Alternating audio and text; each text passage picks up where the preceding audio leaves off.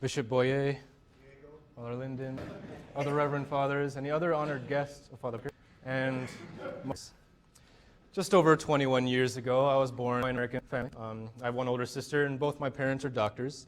But my mom gave up her career to raise my sister and me, a ridiculously generous and amazing gift for which I am eternally grateful. And my mom and I really have a special relationship, and I think part of that is because we kind of went through our conversion, if you will, together.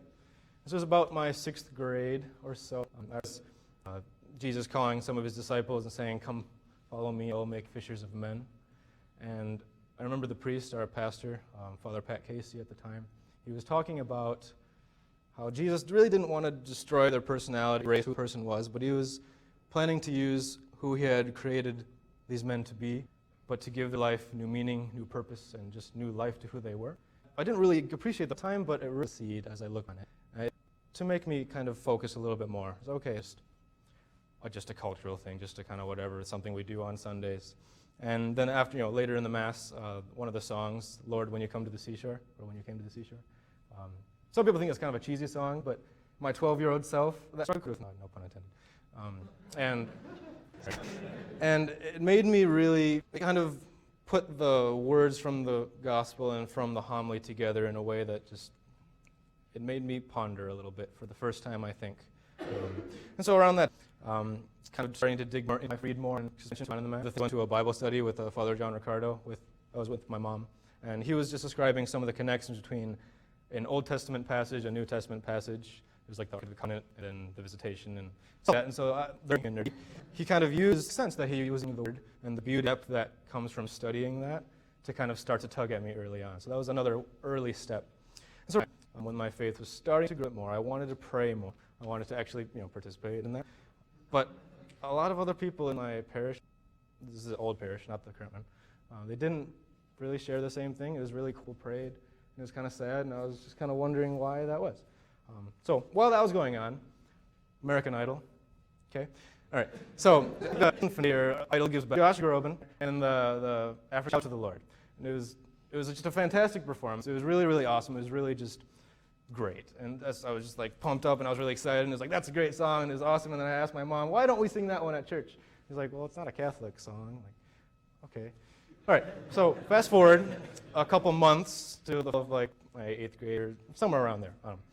First time I came to Christ the King, my current parish, and my mom brought in. So, being good Catholics, we show up a couple, and so we walk in during that good. So we didn't come in during the homily, but so came in, right? And guess what? It was blasted with the volume, strength, everybody singing. If you can imagine, like the first time you were here, that impact, strength of there, it's real. And so I really saw that, and it was everybody, young men and maidens, all together with children. It was everybody. Everybody. You had the little babies, you had singing, and everybody was praying throughout the whole liturgy, throughout the whole Mass. It was really, really something different. I wasn't used to that. And so again, there must be more to this faith thing. And so paying more attention to the Mass, the liturgy, to other things that drew me to the minister. And so I paid more attention to the priests in my life. And I saw that they have several different roles. A priest I saw is a true father to people in the parish. They're also a son to the little. They're also a passionate listener, a friend, especially in times of hardship. They're someone, a shoulder to cry on, someone to rejoice and laugh with you in times of happiness and trend, or to help hold you up when things. I saw the priest really standing in place, not in place, to show God was there at every huge moment in life, from baptism, first reconciliation, and every confession afterward, just that constancy.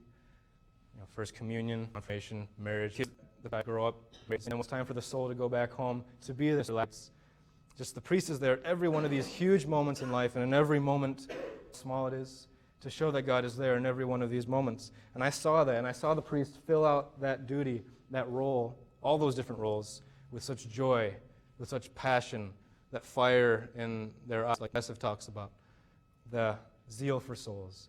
And really all of inspiration what hooked, and that's what drew me here. And I am forever, that is, every step of the way, and then every moment here is left. There has been more beauty and life in prayer, continuing this journey with you, my Father, closer. This be Jesus Christ. now and forever.